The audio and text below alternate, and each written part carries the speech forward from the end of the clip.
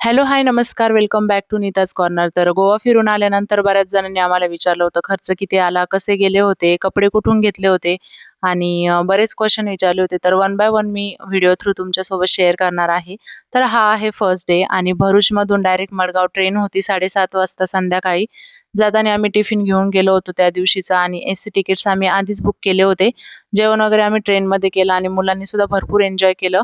First trip होती आमची ही खूप लाँग आणि आणखी एक जोडी होती आमच्यासोबत त्यांची सुद्धा लहान मुलं होते.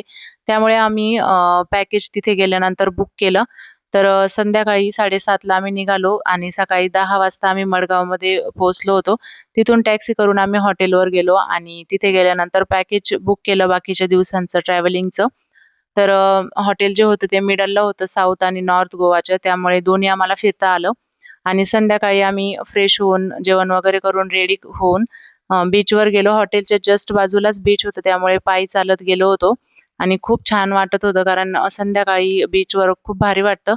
तर मुलं सुद्धा एन्जॉय करत होते आणि इथे फर्स्ट डे आमचा खूप छान गेला आणि टॅनिंग वगैरे सुद्धा गोवामध्ये भरपूर होतं. पाणी सॉल्टी असतं त्यामुळे भरपूर सनस्क्रीन वगैरे लावून जा.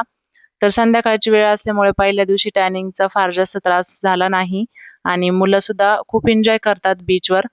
तर असा होता आमचा हा फर्स्ट डे.